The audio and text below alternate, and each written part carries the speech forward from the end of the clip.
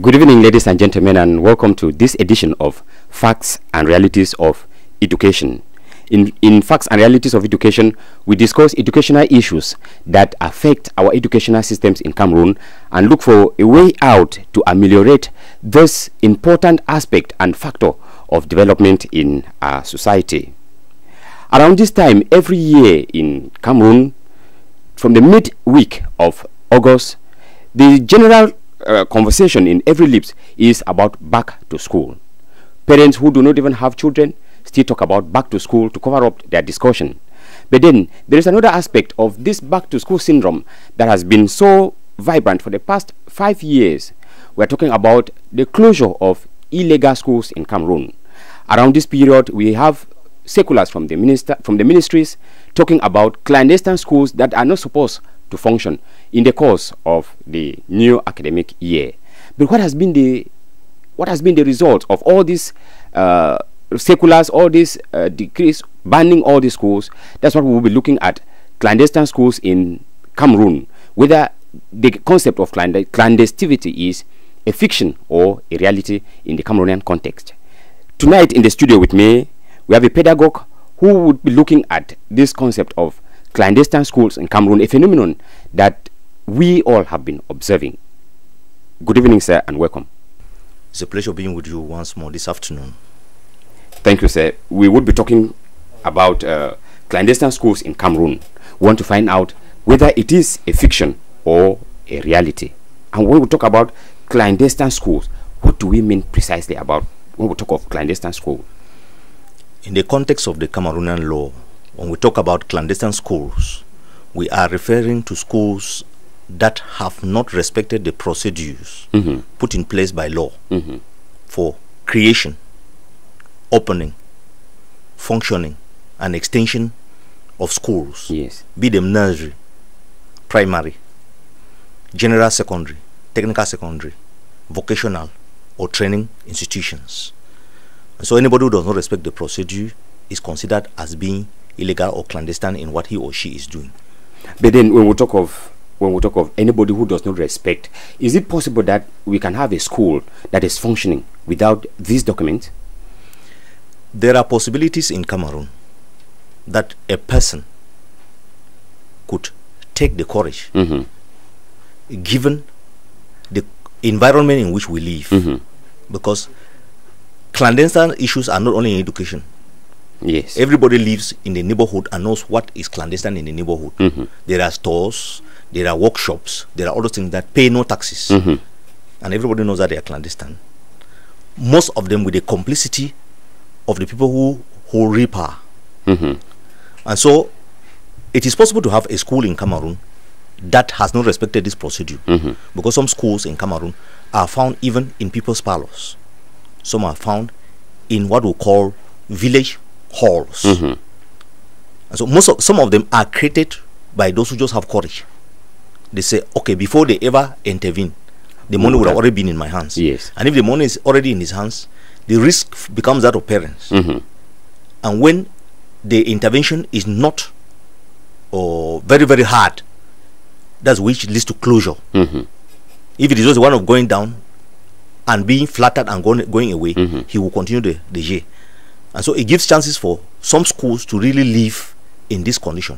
But unfortunately, there are some of the schools that are suffering from what we call a clique anarchy, where some people are targeted who must not succeed. Because we cannot explain why a school remains clandestine for 5, 6, 10 years. The same school appears in the list as clandestine and goes on, and children from those schools are writing official exams. Yes. It is inexplicable. Okay, let us try to get, we're talking about opening a school here. Who is authorized to run a school in Cameroon? The Cameroonian law, especially the law of 2004, is very clear about that.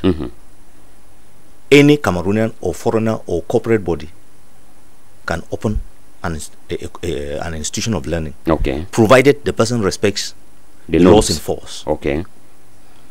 But when we talk about these corporate bodies, let's be open so that our viewers there who may find it difficult getting these corporate bodies, who are they? Yeah, when we talk about corporate bodies, when you look at the structuring of what we call, because clandestine schools are not found in the public sector. Of course. They are found in the private sector. Yes. And so when we look at the various organs or organizations stipulated by the law, we have what we call the lay Catholic, we have the lay Protestant, we have the lay Islamic, and we have the lay private.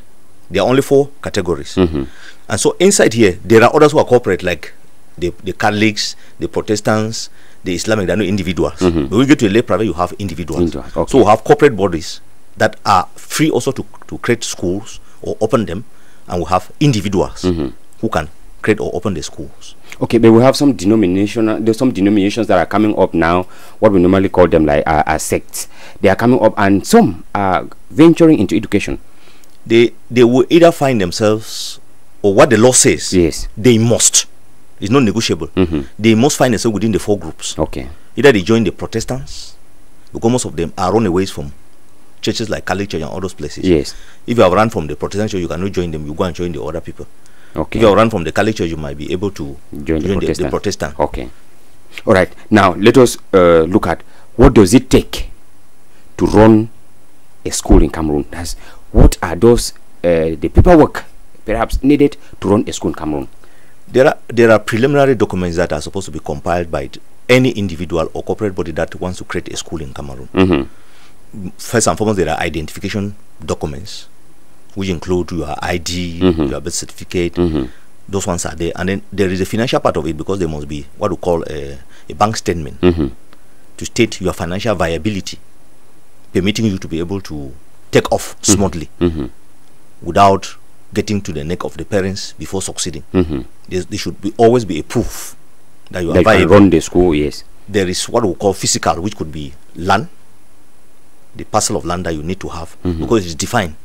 There's a size for the nursery, size for the primary, size for the secondary. The sizes are not the same. So outside the land, you have the physical, the buildings, because the procedure is simple. The first thing is creating, the second thing is opening, and during creation, the procedure is that you apply first for creation, and there's an authorization to create. And so there you have to present the land with the land title and everything, the plan and everything. You have to present all those things for creation. Then in the normal circumstance, there should be a particular distance between your school and the neighboring schools. Okay. Which is rarely respected today. So when you present all these things, you are given the go ahead to create. Okay. After they have seen where the land is, yes, and everything, you are given the go ahead to create. After creation, when you get authorization, then you can build. After building, then you can apply to open.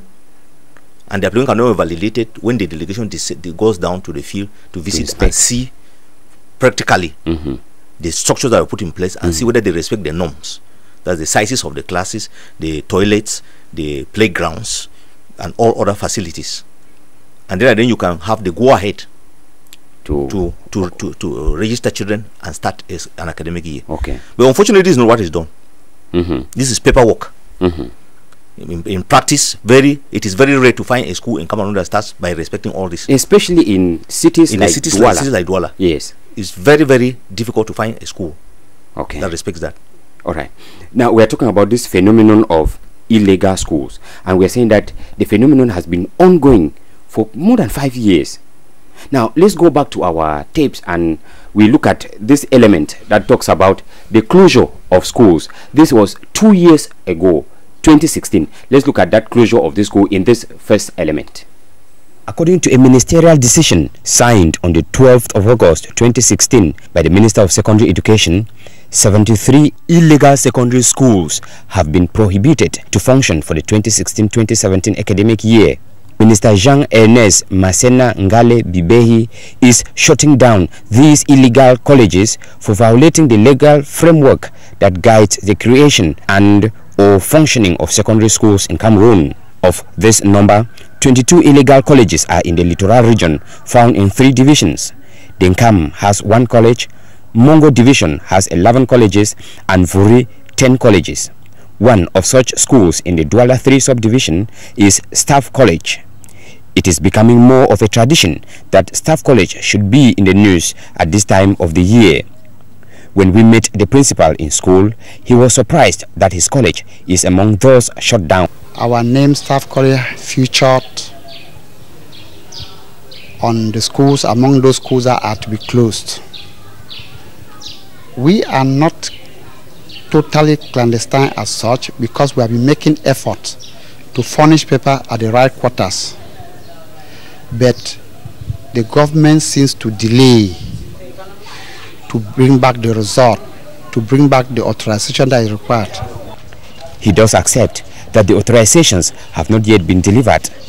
They had deposited a number of documents. However, he recognized that they still have a problem for the authorizations to be given. The only problem that we face here is surface area, and to get a surface area of 2,500 is difficult as far as Douala is concerned at the heart of a developing city. So we think that with the small one that we make, there's a possibility of growing up vertically to make sure that I can accommodate the 2,500. Mindful of the report of a joint mission of examination and clarification of the administrative situations of some private schools presumed to be clandestine for the 2016-2017 academic year, the decision of the minister affects both lay private and mission schools. Okay, we've watched that report. What is your take from that report? Well, I think I suited the college very well. Staff College. Yes. It's found along the Douala on the double carriageway. Yes, actually Douala 3 subdivision. Yeah. Staff College, when they read this, it is very embarrassing. That is a college that has sent out batches of students who have gone through Form 5. Yes. They should be going to about at least 10. So the school has been existing for more than 10 years. Yes. And the school remains clandestine. And is not closed. So it becomes polemic that in a state of law, such an institution will keep on functioning. And you hear the principal explaining. The documents that are required have been deposited at the right quarters. And only the authorization is not able to come out. There would have been just be two possibilities. If it is not authorized, then don't function. It should not function. Yes. And it keeps on functioning. It means that there is some ganging up to make things not move and to exploit. There will be no two explanations for that. There should be some people who are behind the whole game, making sure they exploit these people, because this Staff College, if I know it very well, is just a group of teachers who group themselves up to solve an Anglophone difficulty, which was the lack of a day school that could be able to satisfy the needs of the very poor ones. And that's what led to the creation of that college. But unfortunately, that's a social effort made by a group of teachers, which is being looked at negatively, even by the authorities, and efforts are even made to thwart the efforts. Instead of encouraging them, they are able to have land. It is insufficient. When it's insufficient, what is supposed to be done? The decision has not been given. If all other documents are okay and the problem is the land, what should be done? Should we be closed? Then it should be closed. If it keeps on functioning for 10 years and children have graduated from the same school, writing the official exams. At one time, one of the students from there was the overall best in the littoral and the southwest regions. Okay. Which means they are doing they're doing what is signs that what they are expected to do is being done. So what is the problem? Within the same Douala 3, do all the other colleges have 2,500 square meters of land? That is expected. The ones that have been legalized. If they don't, what is the particularity about this college? Okay. Only time can give us the answer. Okay, let's look at something. Why is this only happening within the education sector? Is it also the same thing? Like we have a store that is closed and tomorrow the store opens. What is happening in the education sector? In the educational sector is more sensitive. When we get to places, things like the liquor business, around December we'll have so many bars that are opened only for Christmas, and they vanish after. Yes. There are bars that function only from 6 p.m. when council workers are no more at work. Those things exist, especially in big cities. Yes. You cannot follow them up. But in the educational sector, it is something where you cannot hide. Any person who ventures into it needs to be orderly. But what is worrying us is this system that The very schools are being closed every year. That is it. Because the ministers closed 76. Yes, that in was 2016. 2016. Yes. That was the 2015, 2016, 2017 academic year. Yes. And the next year, he closed down 61. Yes. And they are still the very schools. And like the case of Staff College we are quoting, which is already over 10 years. Minister after minister. Still coming to the same. The school remains clandestine. Yes. But it's functioning. So, there should be some bad faith behind the business. And what we could be observing is that the state is refusing to play its role. That is remaining a state of law. And is giving chances for lawlessness. Lawlessness not only on the side of proprietors, but on the side of those who represent the state. Because for a school to function for over 10 years and is not authorized, is lawlessness on the side of the state. And so we cannot go to discourage those who are fighting to do what they have done. They have built, they are recruiting children, they have teachers who have been teaching there for years, and they have been producing good results. So we only encourage them and pray that the authorization comes out and liberates them. But when you listen to the principal talking, he made mention of the fact that they have submitted the document. That's what so I will still come back to almost the same question by trying to find out, is it that difficult, so difficult to compile the document? Is there, are there many or more? What was the problem? It's not the problem that the documents are many. The documents are not many. The problem is getting in possession of the authorization. We know that in Cameroon we say Cameroon. Yes. Well, everybody knows that for any document to come out in Cameroon, there is another procedure over another procedure. Yes. And that procedure over another procedure is mostly an envelope. And when you don't give the exact amount needed and to the right person, yes, you might have it. If you miss the person, you risk not having it. Because we have had cases of people who have compiled the documents, deposited and given money to the wrong person. Okay. All right. Let's just look at we raised the same question too with another pedagogue too, trying to find out from him if it is that difficult to compile documents to respect the laws so as to function like any other normal school. Let's take him in this second element, who tells us how the process looks like. I don't know, it's not difficult because myself, I think some years back I went through the list. It's not difficult. When they ask you, for example, to have a piece of land that is at least 1,500 square meters, it is affordable. I know. The main problem is that everybody wants to open a school in the center of the town. You want to open your school in Douala 1, Douala 2. Where will you have 1,500 square meters of land? You cannot. So now what is left? You have the suburbs. You have, for example, Douala 3, you have Douala 4, Douala 5, where you can have. But, you know, when you open a school, you expect children. And if you go and open your school, for example, in Peka Venkatran, how many children will you have? You will not have anybody. So now proprietors have understood that. What they do is that they come, they rent a house, and in the morning you pass, you will just see a signboard there indicating you that that's a primary school or a nursery school, whereas the person has not followed the normal procedure. Okay, that is the opinion of that teacher trainer. Now, when we look at this confusion of clandestine schools, it does not only affect, it is not only the problem of proprietors, the government, but parents are concerned here, because when we talk about it, we are talking about the future of those students who would be students of such schools. What should those parents do in that case? Because we are now getting to a period that they are supposed to start registering. What should they do? What the state, that is the guarantor of the education of children, tells us is that at this particular moment, parents should ensure that the school is authorized by verifying, seeing whether the billboard of the school carries an authorization number. Okay, that's what they advise. But given the living conditions in Cameroon, given the problem of security and proximity, most parents will not be able to adhere to what the state is prescribing.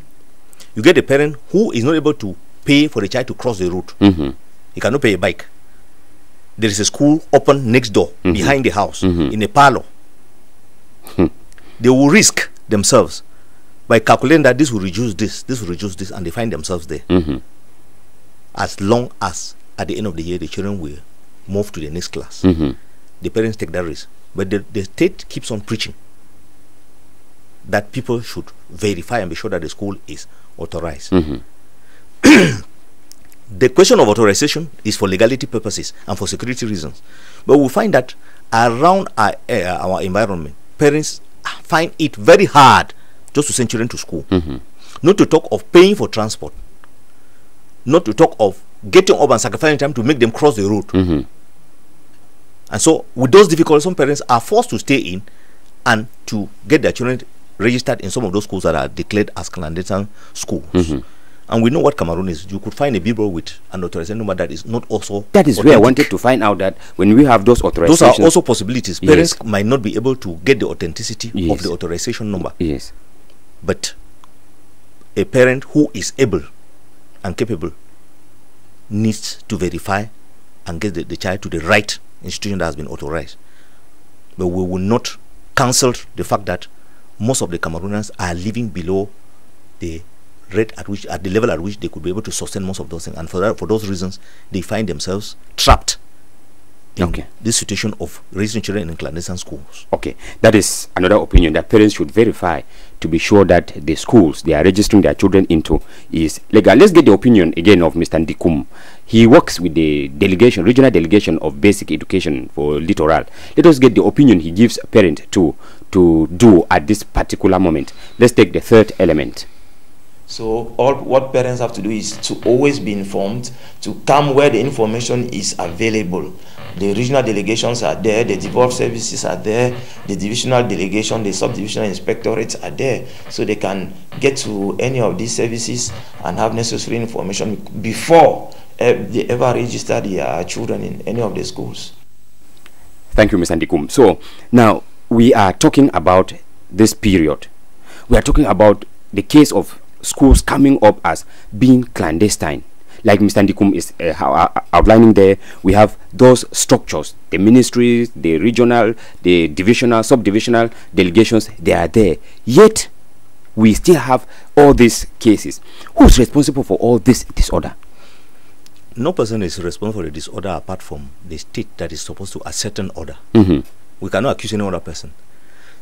Like Mr. Ndikum has just said, mm-hmm. the ministry is there, represented in the regions by the regional delegations, yes. at the divisional level by the divisional, and at the subdivisional by the subdivisional delegation. Yes. And it is full of personnel. Yes.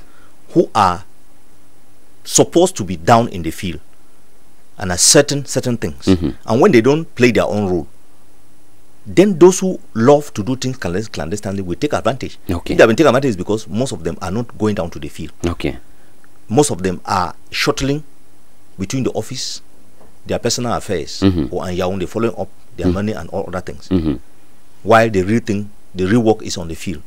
Because the minister cannot pass a circular like this and then comes down to the next year to the very school, mm-hmm. to the schools. So the question is, what are those who are in the field doing? Okay. There are people in the field that at is various levels, mm-hmm. at the subdivision, at the divisional, and at the regional level. Mm-hmm. There is enough personnel that's supposed to be to ascertain that those schools will not function. Because we think that at the end of each academic year, each service head is supposed to give a report of what has been happening within his or her area of jurisdiction. Exactly. And when they are reporting, what do they say about this normally, every year? Normally what they would have done is that at the end of each academic year, they would have declared the schools that have been closed. Mm-hmm. Because there can be clemency at the beginning of the school year because they have discovered that there are already children in class. Mm-hmm. And they give clemency for the person to manage that school year, mm-hmm. and give conditions to be fulfilled. And at the end, if the person is not able to fulfill, mm-hmm. those schools should be declared closed at the end of the academic year. Okay. By this time, the minister signed this time, I think, was on the 10th of July. Of July, yes. On the 10th of July, the 28th. Yes. Around the 28th. By mm-hmm. that time, schools, some other schools started registration from the 1st of July. Okay. They had already collected parents' money. Mm-hmm.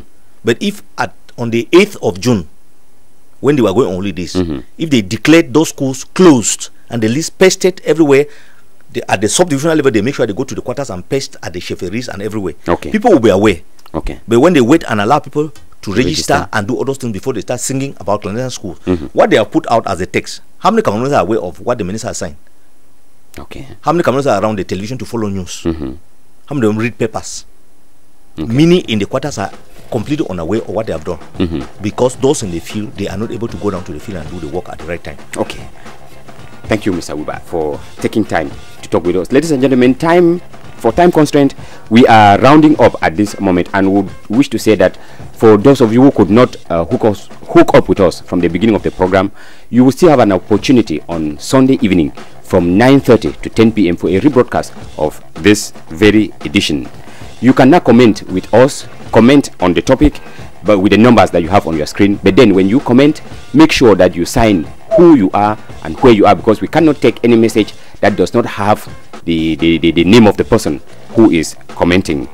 It is with that we have come to the end of this edition of the program. Next week, we'll be coming up with some other issue to discuss on education. Programs continue here on DBS Television. Meet you again next week. Until then, good night. Good night, sir. It's a pleasure, my brother. Thank you.